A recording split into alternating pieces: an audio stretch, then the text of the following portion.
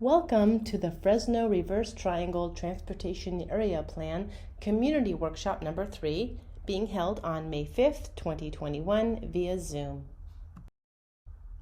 The agenda for this workshop includes introductions of our project team, overview of the project and our goals, the baseline future improvements per the current plans, identification of future multimodal transportation improvements, project benefits and costs, and next actions. The project team consists of Fresno Council of Governments, City of Fresno, County of Fresno, Caltrans. The consultant team includes GHD, who's the project lead, Regional Government Services, New Economics Advisory, and Townsend Public Affairs. Our project team stakeholders are the Fresno Area Express, Fresno County Rural Transit Agency, Leadership Council for Justice and Accountability, California High Speed Rail, Malaga County Water District, and local cities. The key transportation planning challenges we're facing are that 99% of the employees within the RTAP live outside of the planning area. Trip origins and destinations are imbalanced. Limited planned residential growth within RTAP employment will result in increased vehicle miles traveled for employees, and creating a multimodal transportation system for all modes of travel. Some of the project purposes and objectives are to provide smart transportation infrastructure planning within the Reverse Triangle area, so that will set the stage for future economic growth opportunities for the whole Fresno region. And although the RTAP study area is predominantly industrial in character, we want to ensure safe and accessible multimodal connections to existing residential communities and local schools as an essential component of this plan. The intersection, roadway, and multimodal improvements, they should aim to provide a comprehensive and integrated circulation system to promote the continued prosperity of the RTAP study area. The primary project goals will be to identify local and regional transportation improvements necessary to accommodate planned growth and development in central Fresno County while focusing on the transportation needs of all users. We will recommend improvements to accommodate forecasted demand for transit, bicycling, and walking based on existing and future build-out of current city and county general plans. We will identify need for safety improvements, particularly related to vehicle type, heavy-duty, light-duty, passenger car, etc., and potential pedestrian and bicycle activity anticipated from the development of the Reverse Triangle.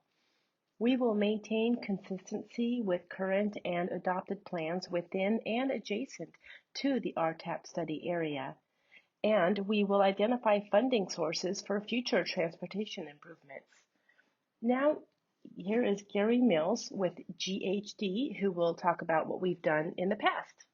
What we did was we did a complete existing conditions background report looking at all modes of transportation and looking at, the transit, the traffic, the pedestrian. We did a complete inventory of all the transportation within the study area and beyond. We actually went outside the study area so that we could look at some adjoining and adjacent communities and try to get those connected into the RTAP. And Washington High School, we had our first workshop back in November of 2019. And we were able to get some input. Also with Orange School, we met in April. This happened right before the coronavirus. So we were able to get 2 live workshops in. And then we have this workshop tonight. Primarily in the first couple of workshops, what the main items that were discussed were, people, they'd be willing to use the transit if the transit were available. There's no transit routes, so we'll get into that a little bit later, specific toward as you move south toward the triangle. Also, they would walk more, but there's no sidewalks and the street lights, etc. So with keeping that in mind, we considered their concerns as well. So we have done several rounds of outreach with this.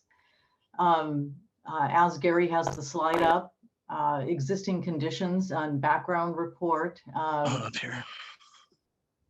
Yeah, it was conducted in winter of 2020. That is available at the same website where all of the other project information is, and we will make sure that that's typed into the chat box momentarily. It also should have been on the information you received. Workshop number 1 was conducted in November 2019. There's a picture of it up on the screen. And that was where we took a lot of comments. You can see people, you put some sticky notes, and then we also took that same information on a virtual workshop. That information was presented again in 2020 at the Orange Center School. And that brings us to today, to May 5th. And we're going to talk momentarily about the social pinpoint tool, which is another way that comments can be made. And I think that's the next slide, Gary. Great. Yeah, we'll get to that as we close out when we get to the Okay. So what we did as part of our first we did the existing conditions analysis. Then we looked to see what is planned out there. What do the city and the county and Caltrans have planned for these facilities? So these are the planned pedestrian and trail facilities that are already adopted and are in documents right now, primarily for bike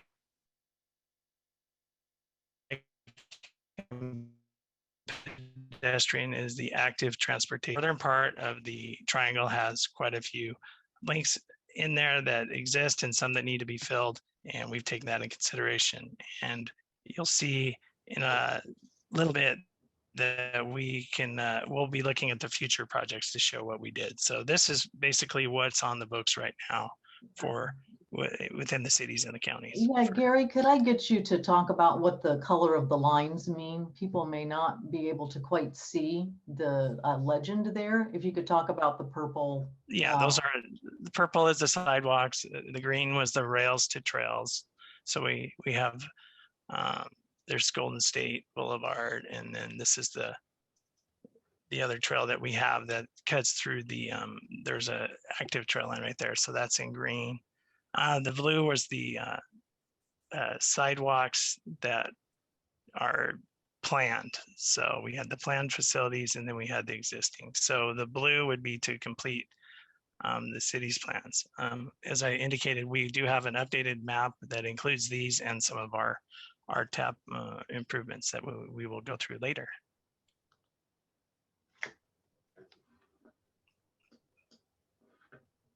On this one, the planned facilities are shown in the dotted area. The dotted green is for, these are bike facilities, class 1, and then class 2 is the. Hi, this is Mackenzie with GHD. Been working with Gary on this project, and this virtual meeting seems to be going great, so let's keep it going. So as Gary mentioned, we looked at what is already currently planned within the city and county jurisdictions respectively. So regardless of this study and this plan that the team has been working on, there are already identified needs to improve the existing bicycle and pedestrian infrastructure. So the previous slide showed the existing pedestrian infrastructure via sidewalks, and then where the current active transportation plans show the need for improvements. And then this, in a similar fashion, shows the existing bicycle facilities and where the city and county has plans to, or identified a need to complete those facilities. And as Gary mentioned, the green line shown in both maps it serves bike and ped access because it's a class 1 path. So it's for bicycle and pedestrian use along the old rail line, and it's referred to as rails to trails. So it would be a continuous bicycle pedestrian facility connecting to existing sidewalks and existing and planned bicycle and pedestrian network. Mackenzie, could you explain what a class 1 bike lane is in case somebody doesn't know? Yes, of course. Class 1. We have some photos too. Yeah, we do, but I'll go ahead. So class 1 facility is a separated bicycle pedestrian shared use path. So it's completely separated from the road. usually a little bit wider than a normal bike lane on a roadway, but it's essentially not considered part of the roadway infrastructure. It's its own path that is, used.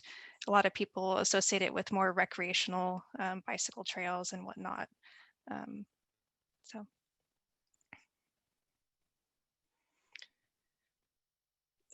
Class 2 would be the striped on the side of the roadway. Gary, do you want to try again, or do you want me to? Oh, I just have a couple more slides. Sure. We'll see. We've got the recommended transportation projects. So we're coming up with this plan. You'll see to upgrade the roadways and intersections. We want to keep consistent with the local goals of the regional plans. And what we really want is connectivity within this circulation network with all the modes. And we think this is a great project for this part of Fresno, one that's overdue. And we've got a plan for that, and we'll share it with you here shortly. Our smart mobility objectives and some of the, we did talk about smart mobility. Smart mobility is just a combination of these 6 items to look at, so you get a whole picture of, you don't just widen the road to increase the capacity. There's other impacts that are related to that, whether they be environmentally, excuse me, or due to health and safety, etc. Here are a couple of photos of some existing or examples of pedestrian improvements. We've got some sidewalk gap closures, curb ramps, and curb extensions are primarily shown up here. When you do bulb outs and curb ramps, this is an example project of that. What it does is it reduces the pedestrian crossing distance, so they have a shorter distance to get across the street. It also slows down it's a form of traffic calming, as it slows down the traffic that's coming into it. Also, you've got ADA ramps, which are important for wheelchairs and strollers, and those we've identified some of those. This is some other ideas. This is a refuge island along multi-lane streets, so don't have to cross the whole way. In addition to that, they have leading pedestrian intervals, which give the pedestrians a jump start on the green time compared to when the vehicles go. And some bicycle improvements. This is, and you'll see some of these, what we're recommending is these buffered class 2 bike lanes. The class 2 bike lane is where it shares the road. However, we're putting a buffer in between here. These buffers can have, if you put flexible bollards or out here, they can also be a physical separation. So that's when we would do a class 4 is a protected. And then our class 2 is up here. We've also got some photos of different paint markings that distinguish the bike lanes, make it more visible. And then we do have these bicycle boxes that can be used when there's quite a few bicyclists, especially if they're making a left turn at the intersection, where that can be used if necessary. So these are a couple of ideas that we've come up with. And then I'm going to have Mackenzie explain the roadway improvements. Great, thank you. So the example improvements that Gary just went through all aim to essentially increase the visibility and separation between the motoring traffic, so vehicles and trucks, and bicyclists and pedestrians. So the more physical separation or distance and visibility we can achieve with paint markings or flashing beacons or what have you, the safer the facility is for bikes and peds. So we developed with the project team a roadway improvement standards specific for the RTAP study area. So they are essentially roadway cross sections. So what is the width and the designation of bicycle facilities, the width of sidewalks, number of travel lanes, if there's a 2A left turn lane, so that's a center turn lane, for vehicles to turn left into and off of. And they are all included in these cross-section illustrations, which we will zoom into in the subsequent slides. But the point of this map here is to show where the cross sections that were developed, where we see them best fitting into the current infrastructure. So there's color associations. So just to highlight, we have sidewalks on most of the corridors that you see in purple, blue, and this is a light purple or pink. So we have recommended that sidewalks be added to the majority of the RTAP corridors. And that's anticipated with future industrial development, so additional employment centers, as well as trying to as well as trying to connect to existing communities, so residential communities as well as schools. So we see that as being very important. The only difference, the only cross-section example that does not include sidewalks would be F, which is more of an industrial roadway in the county. So where there's a slightly less anticipated multimodal activity. However, we are recommending some sort of bicycle facility along all of the RTAP major corridors. So if we move on to the next slide, we can highlight more specifics about the recommended. So of the cross sections we developed, we've also provided examples with 2 versus 4 lanes, so 1 lane of travel or 2 lanes of travel in both directions. So this is our first cross section example, C1 and C2, referring to the difference in number of travel lanes. And as you can see, we have significant sidewalk width. We have 6-foot bike lanes and 2-foot buffer. So that's a painted 2-foot striping on the road to be between the bike lane and the drive lane. There's also recommended center turn lanes to assist with accommodate left turns from industrial sites or other commercial sites onto and off of the main roadway. So cross-section D, 1 and 2, is very similar to cross-section C. I talked to Gary Mills Yes. Monday, and I'll repeat the comments, some of the comments here because it's being recorded. This has to do with the width of the buffered bike lanes. You're showing it as 6 feet, which is being measured from face to curb. Now these projects are being done in the city of Fresno, and I would prefer that they be 7 feet measured face to curb to be consistent with the city of Fresno standard plans and drawings that were just recently updated in March of this year, March of 2021. That the city of Fresno is in all cases possible. Then they put in a curbside bike lanes. I noticed everywhere you're recommending curbside bike lanes, that they be put in 7 feet from face of curb, which gives 5 feet of asphalt, which I think really is going to be needed if you're going to have larger numbers of bicyclists. So I would certainly recommend increasing your bike lanes from 6 to 7 feet. Yeah, thank you very much. That's all I'll say about the bike lanes.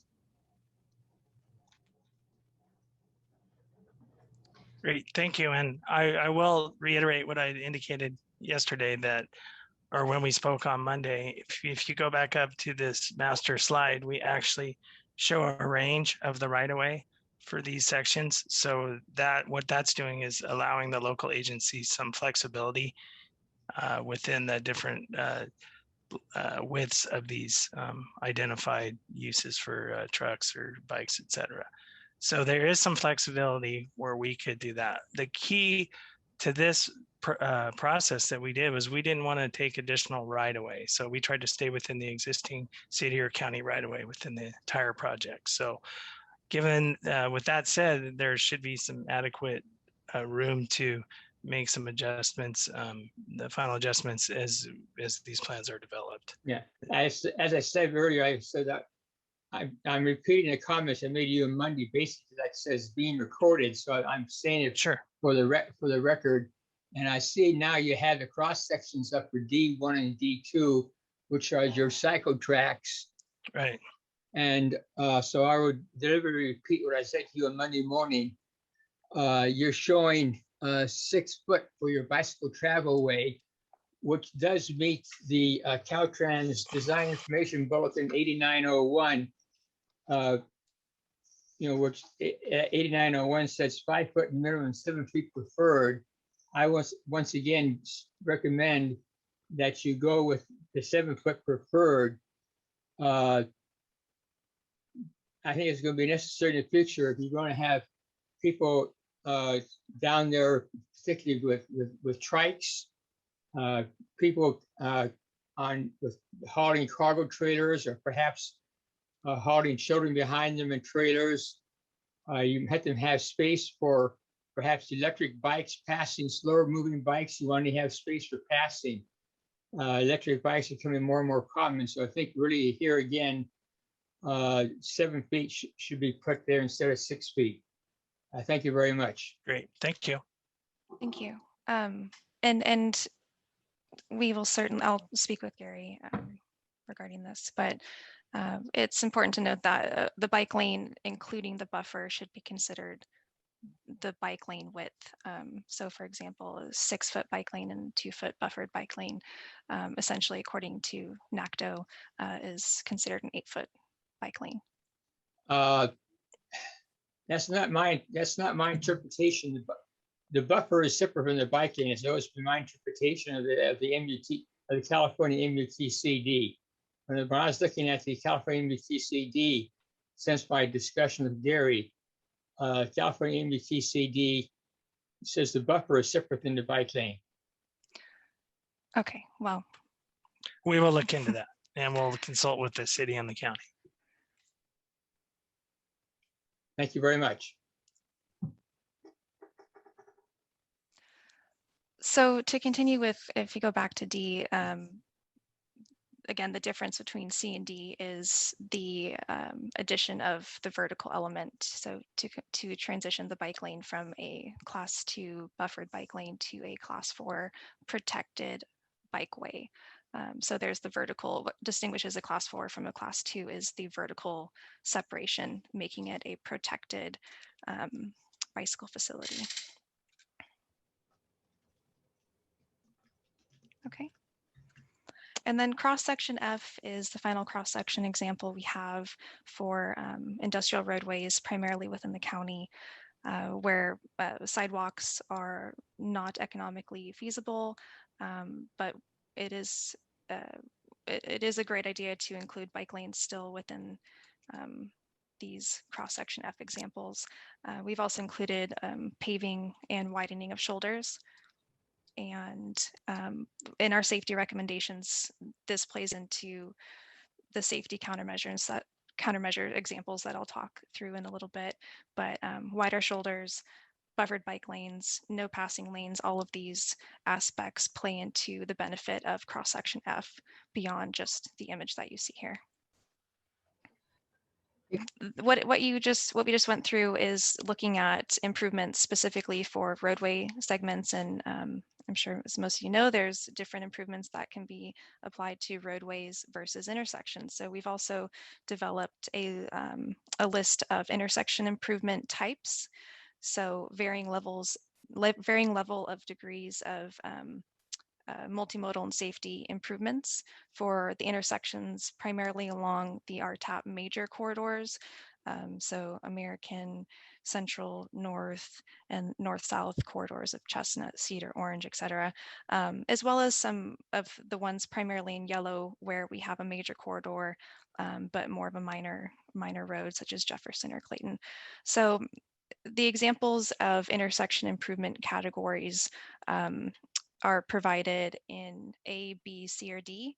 And for A and B, there's two options, one for signalized intersection and then another for an unsignalized intersection. So the first table on the top right there describes the improvement categories. So as I mentioned, there's different degrees of multimodal and safety improvements that we're recommending.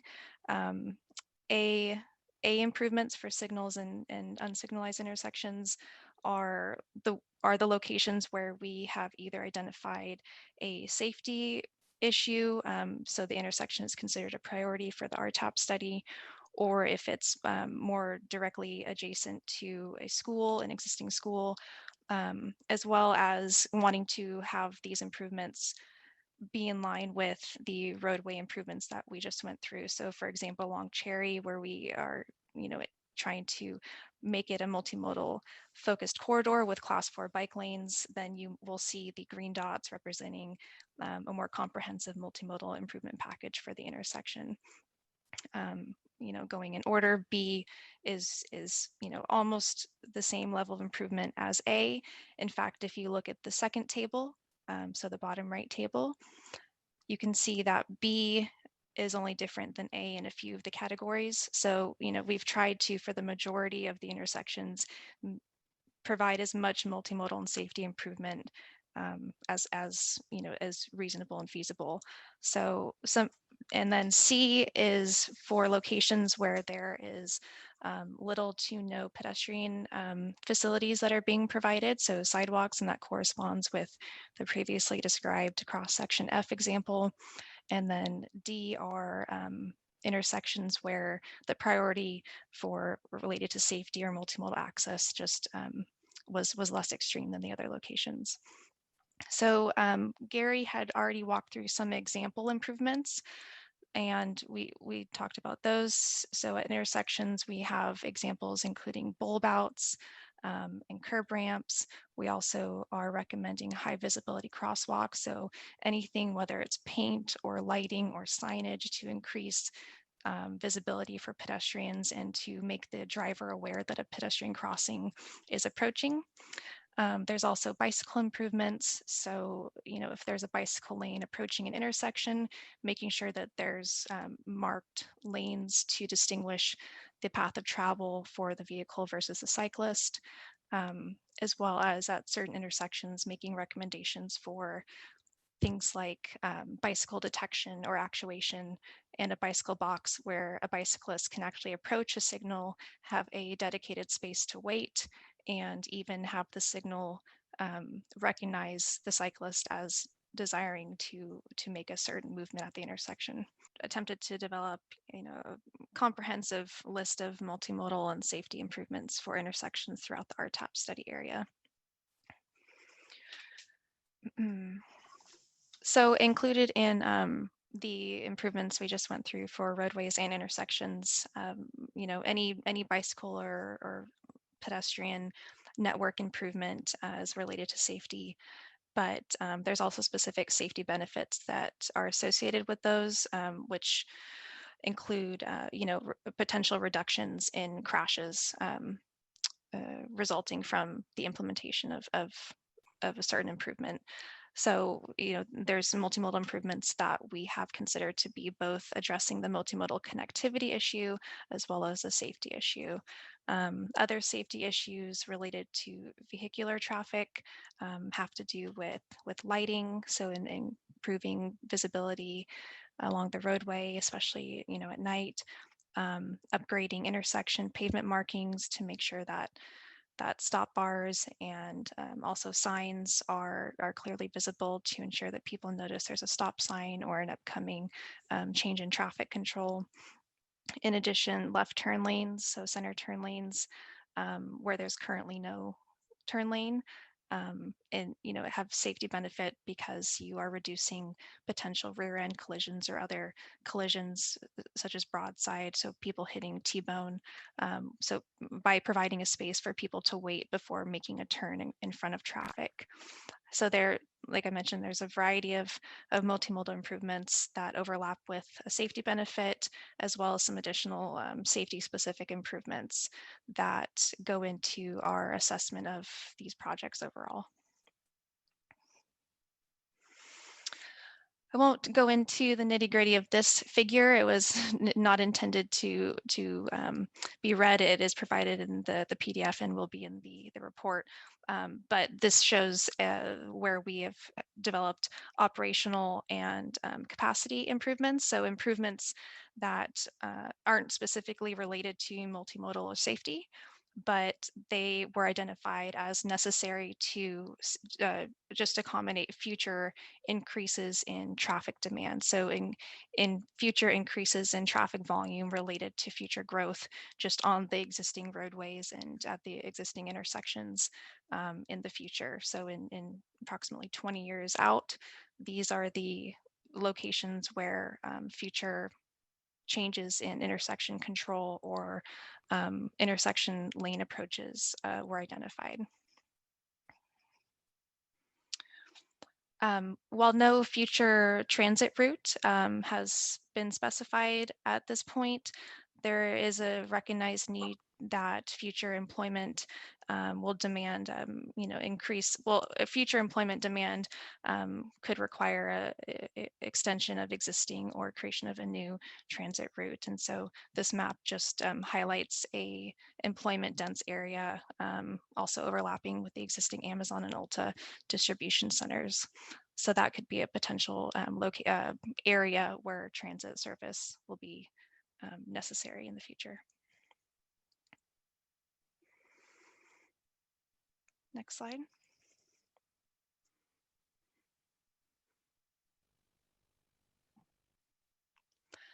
So these are planning level costs, preliminary cost estimates but it's helpful and necessary to get a perspective of what these improvements will cost. And so we've done that specifically for roadway segments. And then again, did you get that?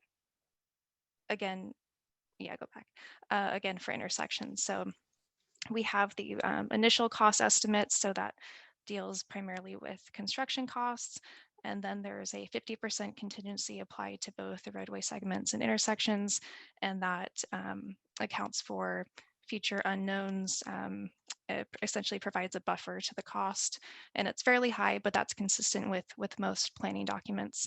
And then an additional 45% for environmental documents and design documents and construction support.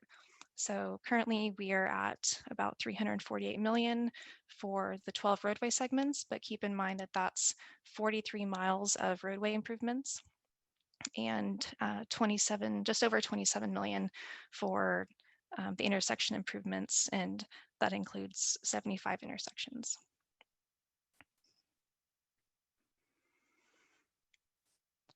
So all of the multimodal and safety improvement recommendations that have been developed have, a variety of benefits. And one of the aspects of this plan is to look at the projects and do a performance assessment to determine a quantifiable benefit, so that that's something that can be compared to a cost for the project itself. So Caltrans, other planning sources have economic and societal costs associated with potential multimodal and safety benefits. So we've developed benefits for the following categories. So multimodal induced demand. So that's an increase in multimodal activity as a result of making these improvements. And that's currently estimated at about 200 million over a 20-year period. There's also a safety benefit, which is associated with a potential reduction in fatal and injury crashes at priority roadways and intersections. I do have my dogs locked in my bedroom, but they are barking. And that's currently estimated at 64 million over 20 years. And then there's a vehicular delay reduction benefit. So the operational and capacity improvements at intersections throughout the RTAP study area result in a reduction in delay for vehicular travel, and there's costs associated with that according to Caltrans standards. And I think it's Gary's turn to jump back in. Yes, we were going to talk about how to get involved. We do have a website called Social Pinpoint. Actually, Kim was going to discuss this slide as well as the next one. I can give it a shot. We basically, you go to this website that we have and you drag down the comment within the triangle area. Say, if you saw the need for a crosswalk or you identified something that made you think that they should look at that, you would drag the comment down. You could select your language and you could submit a comment. So you wouldn't have to talk to anybody and you could visually do that. Kim, can you explain a little bit more where the how this is set up as far as once you go to the project homepage?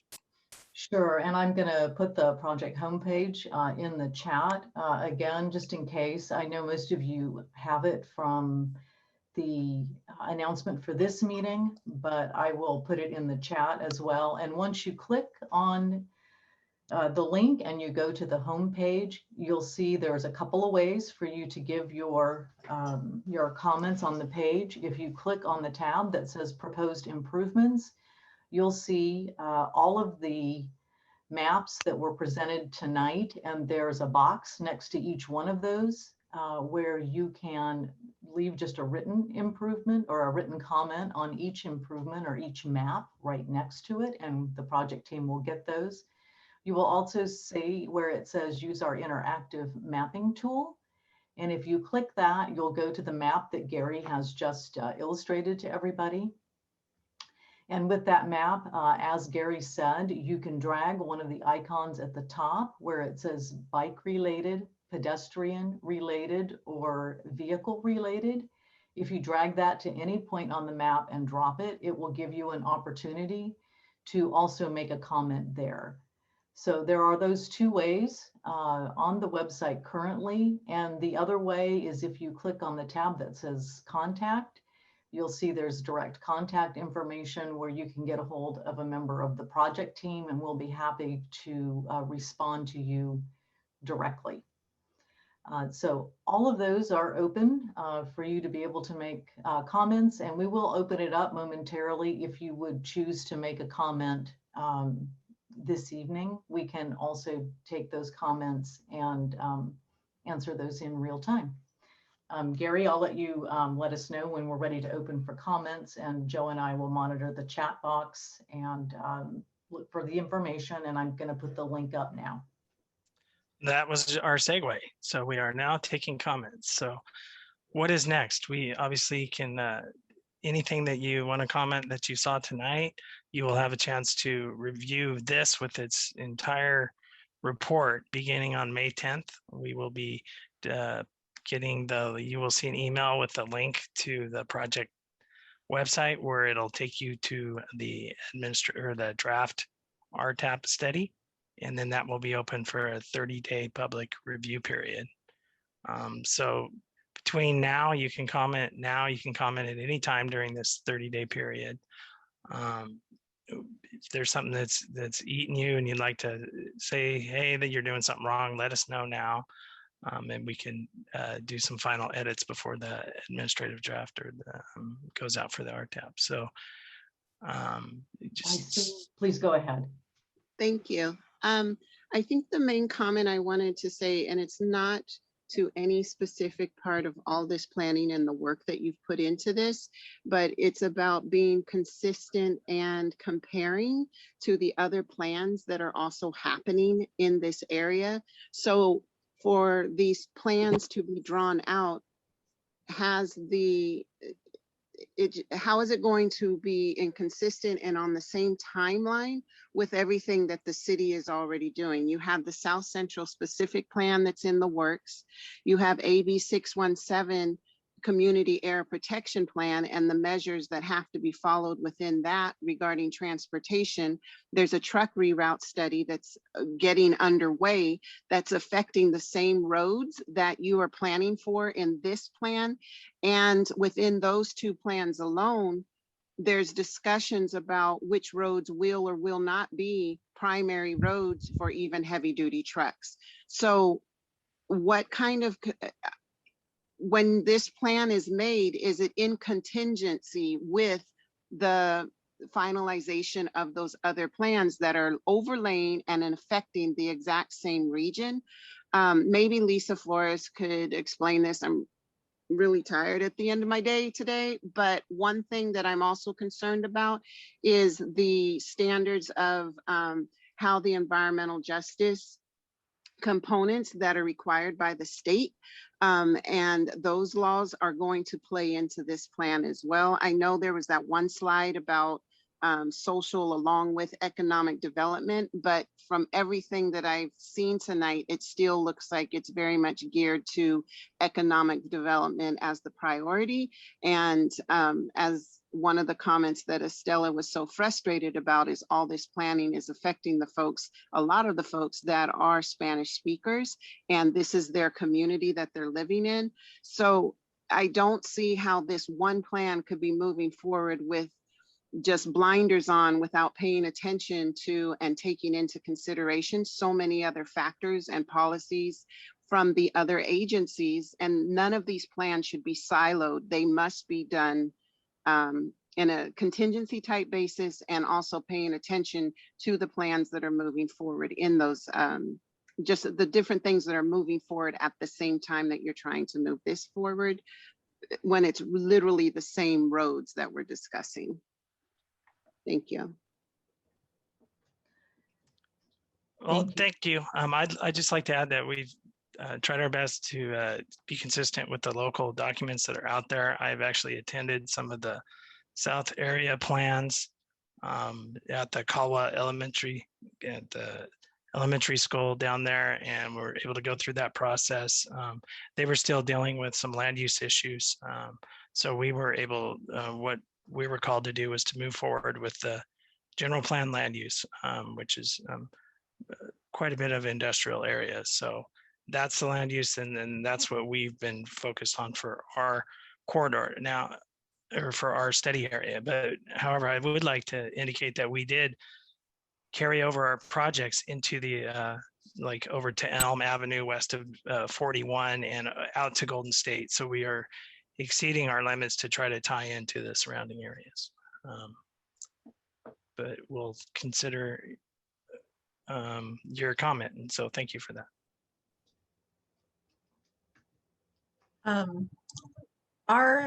Let's see, our Depew would like to speak. Yes, thank you.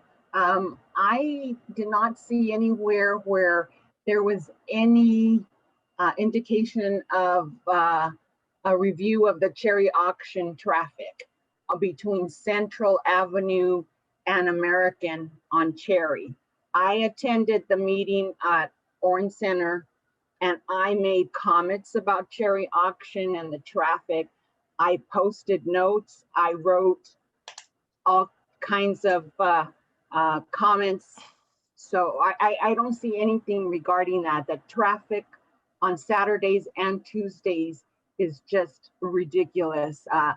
There's no way for emergency services to get by if they were to need it on any of these homes, or even for the Cherry Auction, I don't think. So I don't see anything regarding Cherry Auction, and I would like to know what's being done about that traffic. That traffic has been going on for quite some time. There's been discussions in the past of some improvements I've sat in with Caltrans. Regardless, that is a specific project location. We're looking at a planning area, although it's within there. I believe we did analyze an intersection in there, but I can go back to your notes, and I'll. We do have a section in the actual report that does have a little discussion on this. So we will address that issue, and thank you for bringing that up to our attention again. Thank you. Next is Lisa Flores. Hi, yes. Can you hear me clearly now? Yes, we can. Okay. What I think that one of the things that Ivanka was bringing up was the congruency of the documents that are being put out by different agencies and different groups, and they all need to be with one vision versus conflicting vision. The one thing I do not see, I hear a lot of industry, business, but I don't hear a lot of speak or a lot of talk about residents and the effects on residents. I think a big component here that you're missing is also, where is your discussion of environmental justice? Did I miss that in my first 30 minutes trying to get on? Also to the bicycle lanes. I spent 7 years doing bicycles for Caltrans, and 2 feet between the actual lane of a bicycle and a semi is not enough. It is just so not enough. And your reasonings saying that because of the cost of right-of-way is not sufficient. You need to go back and you need to look at what is the actual cost of taking a couple more feet. For me, I don't like seeing bicycle lanes under 16 feet between, you know, the actual lane of the bicycle and the buffer zone. 2 feet is not enough. It's just not enough, especially with trucks. And also too, you may have, what are those things called? I keep forgetting what they're called. Those pylons that stick up out of the ground. Flexible delineators. Oh, flexible delineators. Okay. Have you thought of also incorporating like a rumble pattern in the roadway for, you know, sleepy drivers? Especially, you know, my real concern is you put 2 feet between a semi and a bicyclist, and those trucks coming even out of Amazon, you know, 2 feet's nothing. 2 feet is actually nothing. But going back to Ivanka's point, you need to look at the congruency of the documents. And I kind of don't see it at the moment, because I would like to take your document and overlay it to what we're doing in AB 617 and what is happening with the specific plan, and everything should basically align up. And there should not really be any sort of controversy or things that are that far off. So how are you working with other governmental agencies to create more streamlined plans? And how are you going to incorporate the truck reroute study into this?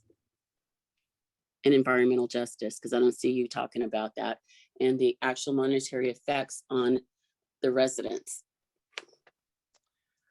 We do have a section in our report that deals with environmental justice, and we go into the key indicators and discuss that.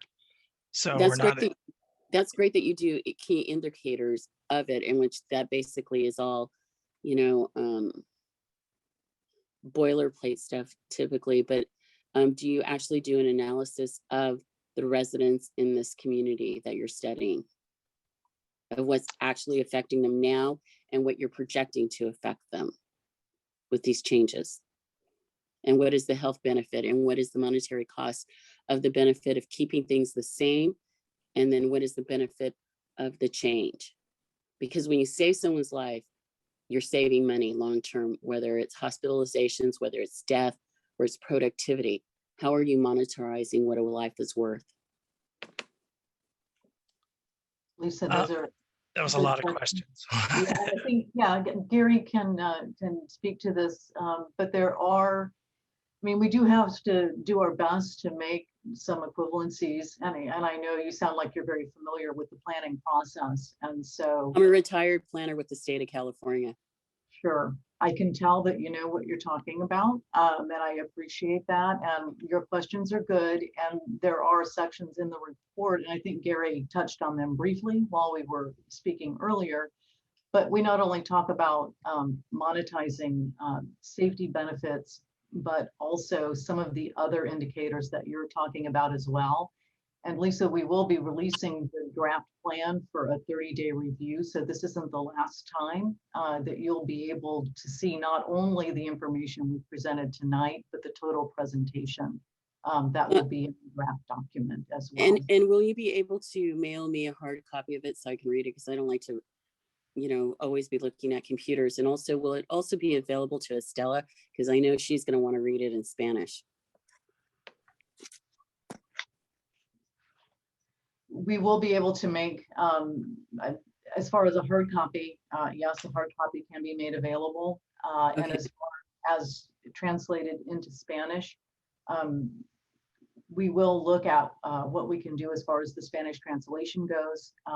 But You are actually obligated as a government agency to Sure. provide translation services to individuals, not only Yeah. in Spanish, but of any other language. So, and please do make sure it's in a timely manner because of the 30 days, Sure. 14 days, 7 days in advance is not going to cut it. Because these things tend to be very dry. Lisa, thank you very much for your comments, and it's you. appreciated. And yes, Kim, this is Christine. Can I make a comment or trying to appreciate address some it of the very comments? much. So this is Christine with Fresno COG. I am the project manager. Thank you all for your time, for taking the time to participate in this workshop. I know I'm not able to address all your comments, but I think I want to provide some kind of high level picture for why we are doing this project, where we got our funding and the purpose of this project in the timeline. So we actually got a grant from Caltrans about 2.5 years ago. It's a sustainable community planning grant, in partnership with City of Fresno and the County of Fresno. We noticed that there were a lot of issues going on. Residents talking about the impact from the industrial growth in that area. So we decided to work with City of Fresno and the county to apply for a grant to look at the impact from the industrial growth and trying to come up with some recommendation on how to mitigate the impact from the industrial growth. So that's really how we decided to seek funding from Caltrans to do a study. Because tonight's focus is really the recommended transportation improvements for our study. That's why we didn't really go into the details how we talk to the residents, look at the demographic of this region, and how we're going to look into a lot of the indicators that you're all concerned about that you expressed, such as public health, air quality, social justice issues. These issues are going to be discussed in our report, but tonight our focus is on this recommended improvement project. That's why you didn't hear a lot about those issues, but you will see those in our report. And I want to kind of give you some timeline. Since we got the grant about 2.5 years ago, really we only have until end of June of this year to complete it. We were waiting for the revised land use that the city has been working on with these stakeholders in the reverse triangle area to be done so that we can incorporate that revised land use into our this study. But unfortunately, we waited about a year-ish, but still there's not a final map that's available that we know of up until now to be incorporated into our plan. So we got the direction to go ahead with the existing general plan land use for our study. So that's what's happened in the last 2 years.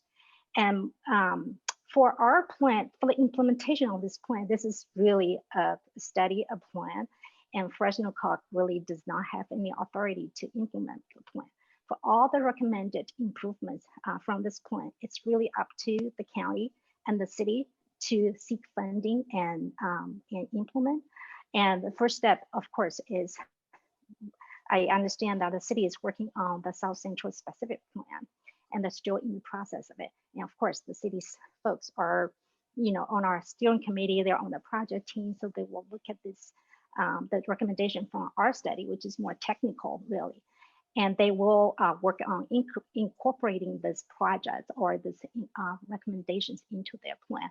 So really, our board in June will take a look at the plan, really the action really is not going to approve or not, or it's really to accept, then what's going to happen next step is for the county and the city to look at the recommended improvement and endorse them or some component of them into their own plan and start the implementation process.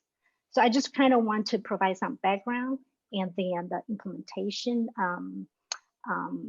factor of this plan for your information. But all the comments you have made tonight, our consulting team and our Fresno COG and City of Fresno and Fresno County of Fresno, we are going to be working to address them. Hi, everyone. We've got a couple more hands up. First was Nick Palladino with the Fresno Cycling Club, and then Lisa Flores, and then Shang with Leadership Council. So Nick, if you would go ahead. Yes, I see it's already past 6:30, so my comment is basically at this point be a request to Gary regarding the bicycle boxes. We attempted to have a discussion of bicycle boxes on Monday, but we were not certain we were looking at the same diagram. So the bicycle box that he showed earlier in the presentation is a bicycle box that really disturbed me. That I was, causing me quite a bit of concern. In the interest of time, I think I would like, if it's okay with Gary, to delay the discussion with him about my grave concerns about how that's shown and laid out, maybe to a telephone conversation with him tomorrow afternoon, so I can explain to him why I think the way that's presented is contrary to NACTO's Urban Bikeways Design Guide, 2nd edition. And I think it's the way it's shown there is hazardous for bicycles, especially the through bicyclists.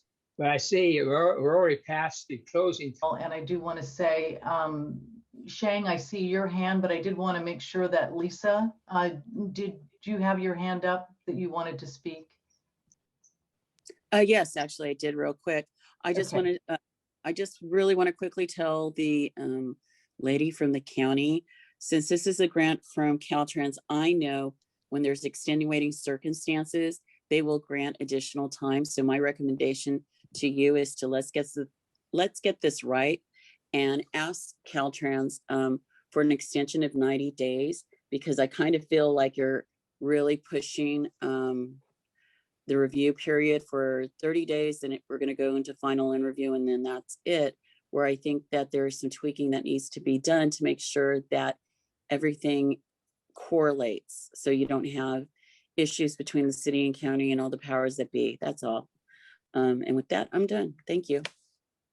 Lisa, thank you very much. And Shang, you're next.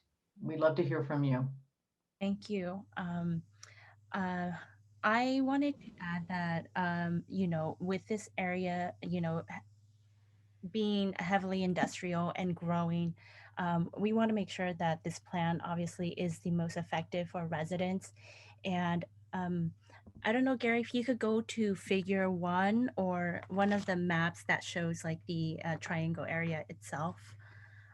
Just because we have been working with residents, and a couple of them cannot join today, but they did give really good feedback. And I just wanted to share what they said, because I think it's important, and I think it encompasses some of the things that people have said today.